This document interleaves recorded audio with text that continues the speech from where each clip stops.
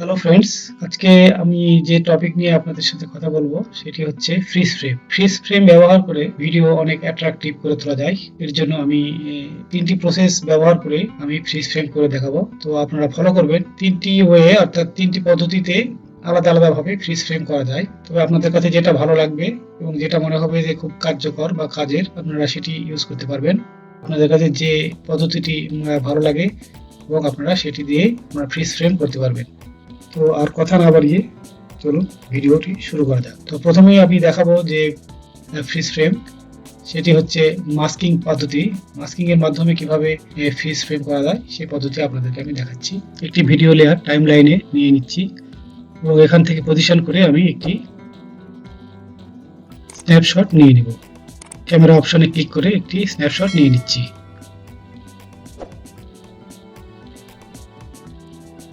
Snapshot নেওয়া হয়ে গেলে ডাবল ক্লিক করে মাস্কিং অপশনে গিয়ে সার্কেল নিয়ে নেব। সার্কেল মাস্ক লাগিয়ে সাইজ করে নেব। একটু ঘুরিয়ে যেন সার্কেলের মধ্যে সম্পূর্ণ বডিটা এসে যায় সেভাবে আমি সিলেক্ট করব। এখন প্রথম ভিডিও লেয়ার আমি অফ করে দেখব আমার পজিশনটা ঠিক হচ্ছে কিনা। এত ডার্ক করলে আমার অবজেক্টটা ক্লিয়ার দেখা যাবে, এজন্য আমি ভিডিও আই অফ করে আমি এটা পজিশন ঠিক করে নিচ্ছি। ব্লার অপশন একটু বাড়িয়ে দেব, হালকা বাড়িয়ে দিয়ে সাইজটা ঠিক করে নিব। এভাবে পজিশন দেখে আপনারা আপনাদের স্ন্যাপশটের যে ফ্রিজ ফ্রেম হবে সেটা সুন্দরভাবে অ্যাডজাস্ট করে নেবেন। প্রথম ফ্রেম আমার হয়ে গেল, এবার আমি দ্বিতীয় ফ্রেমের জন্য পজিশন নিয়ে নিচ্ছি। পজিশন সিলেক্ট করে আবার একটি আমি আগের মতোই স্ন্যাপশট নিয়ে নিব। আবার পজিশন মতো বসিয়ে দেব। ঠিক আমি যেভাবে ফ্রেমগুলো বসাচ্ছি আপনারা লক্ষ্য করে সেম প্রসেসে আপনারা এইভাবেই মাস্কিং করে নেবেন। আবার সেম প্রসেসে আমি সার্কেল মাস্ক বসিয়ে নিচ্ছি।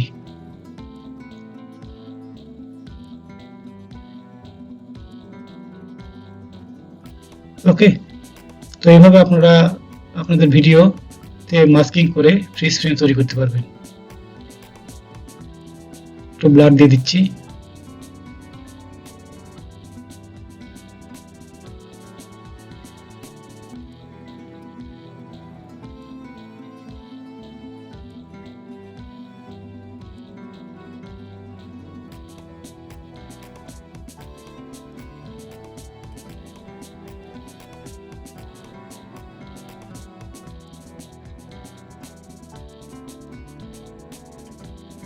আমার তৃতীয় স্ন্যাপশটের কাজও সম্পূর্ণ হয়ে গেল।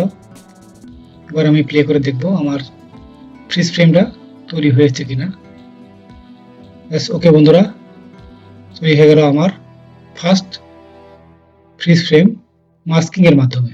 তো আমি এখন আপনাদেরকে দেখাবো ব্লেন্ডিং এর মাধ্যমে কিভাবে ফ্রিজ ফ্রেম তৈরি করতে হয়।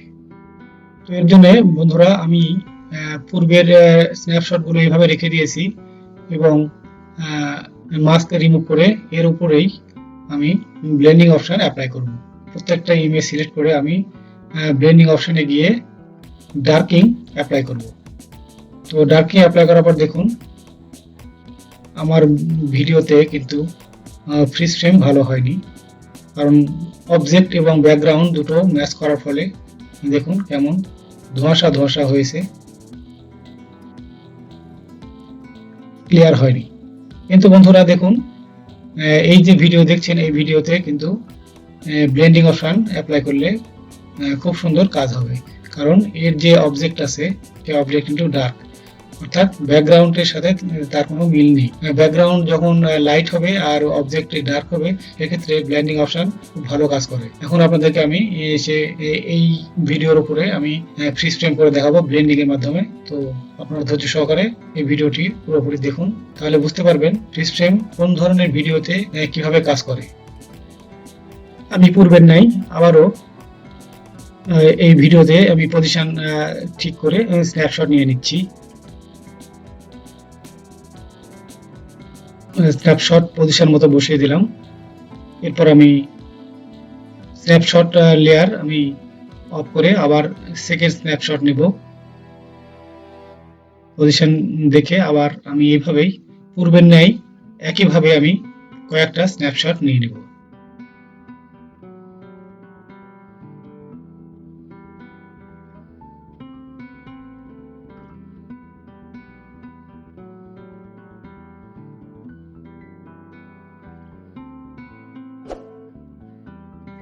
এখানে আরেকটি স্ন্যাপশট নিয়ে নিচ্ছি। ব্যাস হয়ে গেল আমার স্ন্যাপশট নেওয়া। এখন আমি এই সকল স্ন্যাপশট ভিডিও লেয়ার বরাবর টেনে সমান করে দেব।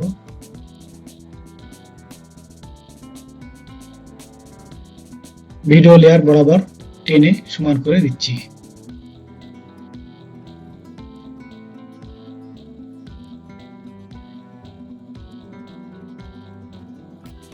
এরপর আমি ব্লেন্ডিং অপশনে গিয়ে ডার্কিং সিলেক্ট করব এবং সকল ইমেজের উপরে আমি এটি অ্যাপ্লাই করব। শুধু ভিডিও লেয়ার বাদ দিয়ে আমি ইমেজ লেয়ারের উপর শুধু ব্লেন্ডিং অপশনে গিয়ে ডার্কিং অ্যাপ্লাই করে দেব। এখন প্লে করে দেখব। ব্যাস হয়ে গেছে আমার ব্লেন্ডিং ফ্রিজ ফ্রেম।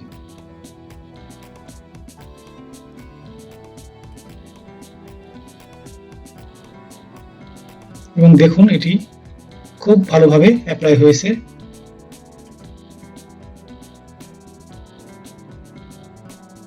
এবং দেখুন এটি খুব ভালোভাবে কাজ করছে, একদম পারফেক্ট। এখন আপনাদেরকে আমি যেটা দেখাবো, এই ফ্রিজ ফ্রেমের জন্য আপনাদের একটু ফটো এডিটিং সম্পর্কে ধারণা থাকলে আপনি এই কাজটি করতে পারবেন। তো ফটোশপ না জানলে চলবে, যদি ব্যাকগ্রাউন্ড রিমুভ করার অন্য কোনো টুলস ইউজ করতে পারেন আপনারা তাও এই কাজটি করতে পারবেন। অনলাইনে অনেকে ওয়েবসাইট আছে যেখানে ব্যাকগ্রাউন্ড রিমুভ করা যায়। তো বন্ধুরা আমি ফটোশপের মাধ্যমে আপনাদেরকে এটি দেখাবো এবং এটি খুবই কার্যকরী এবং যে কোনো ভিডিওর উপর আপনারা এটি অ্যাপ্লাই করে দেখতে পারেন। আমি আশা করব এটি সবচেয়ে পারফেক্ট যদি আপনি ইমেজ ব্যাকগ্রাউন্ড ভালোভাবে রিমুভ করতে পারেন। আমি পূর্বে আরেকটি ভিডিও সেম প্রসেসে টাইমলাইনে নিয়ে নেব এবং পূর্বের ন্যায় আমি আবারও পজিশন সিলেক্ট করে স্ন্যাপশট নিয়ে নিচ্ছি। এবং দেখুন এটি ফটোশপের মাধ্যমে কিভাবে ব্যাকগ্রাউন্ড রিমুভ করব। এবং এই প্রসেসে আপনারা যদি ব্যাকগ্রাউন্ড রিমুভ করেন তাহলে দেখবেন যে কাজের যে কোয়ালিটি অনেক উন্নত হবে। তো সেক্ষেত্রে আপনার একটু ফটোশপের ধারণা থাকলেই হবে। বাস এভাবে সিলেক্ট করে শুধু ব্যাকগ্রাউন্ড রিমুভ করে দিবেন। ম্যাজিক টুলস দিয়ে আমি ব্যাকগ্রাউন্ড সিলেক্ট করে নিচ্ছি। এক কালারের ব্যাকগ্রাউন্ড হওয়ার জন্য আমি এটি সহজেই সিলেক্ট করে রিমুভ করতে পারছি। তো যদি এক কালারের না হয় সেক্ষেত্রে আপনাকে অবজেক্ট অর্থাৎ সাবজেক্ট ধরে ধরে আপনাকে ব্যাকগ্রাউন্ড রিমুভ করতে হবে। তো আমি শর্টকাটে আপনাদেরকে বুঝিয়ে দিচ্ছি, আপনারা এইভাবেই কয়েকবার চেষ্টা করবেন, এরপর দেখবেন অবশ্যই আপনিও পারফেক্টলি করতে পারবেন। তো এইভাবে আমি কয়েকটি স্ন্যাপশট নিয়ে সেম প্রসেসে আমি ব্যাকগ্রাউন্ডগুলি রিমুভ করে নেব।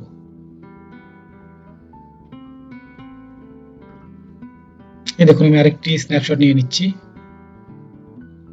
এবং সেম প্রসেসে আবার ফটোশপে ওপেন করে এটিরও ব্যাকগ্রাউন্ড আমি ডিলিট করে দেব। এবং ব্যাকগ্রাউন্ড যেন ট্রান্সপারেন্ট হয়, কারণ যদি ব্যাকগ্রাউন্ডে অন্য কোনো কালার থেকে থাকে তাহলে কিন্তু আপনার ভিডিওটি সঠিকভাবে কাজ করবে না। ট্রান্সপারেন্ট করে পিএনজি ফাইলে সেভ করে নেবেন। তো বন্ধুরা এর মাঝে আমি একটি কথা বলে নিই, আপনারা যে ভিডিওতে ফ্রিজ ফ্রেম করবেন সেই ভিডিও অবশ্যই ট্রাইপড ইউজ করে শুট করতে হবে, কারণ ক্যামেরা স্টিল থাকা অবস্থায় আপনি যদি ভিডিও ধারণ করেন তাহলে সেই ভিডিওতে ফ্রিজ ফ্রেম আপনারা করতে পারবেন। ঠিক সেম প্রসেসে আমি 3টি স্ন্যাপশট নিয়ে নিচ্ছি এবং 3টি স্ন্যাপশটেরই আমি একইভাবে ফটোশপ দিয়ে ব্যাকগ্রাউন্ড ব্যাকগ্রাউন্ড রিমুভ করে দিলাম। ব্যাকগ্রাউন্ড রিমুভ করার পর আমি 3টি স্ন্যাপশট আমি একইভাবে সেট করে আপনাদেরকে ফাইনাল প্লে করে দেখাচ্ছি।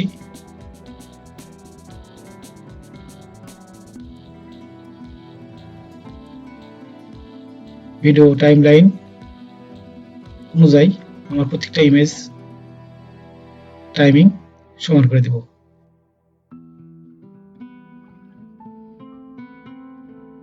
এবং এই দেখুন, আপনি যতই কাছে দেখুন সমস্যা নেই, খুব সুন্দর এবং এত নিখুঁত হয়েছে যে প্রতিটা শেপ একদম পারফেক্ট। এই দেখুন। সো ফ্রেন্ডস, আমার ভিডিও যদি আপনাদের হেল্পফুল মনে হয় তাহলে অবশ্যই আমার ভিডিওতে একটি লাইক দেবেন, শেয়ার করবেন এবং এখন পর্যন্ত যদি সাবস্ক্রাইব করে না থাকেন তাহলে অবশ্যই আমার চ্যানেলটি সাবস্ক্রাইব করে রাখবেন। পরবর্তী ভিডিও দেখার আমন্ত্রণ জানিয়ে আল্লাহ হাফেজ।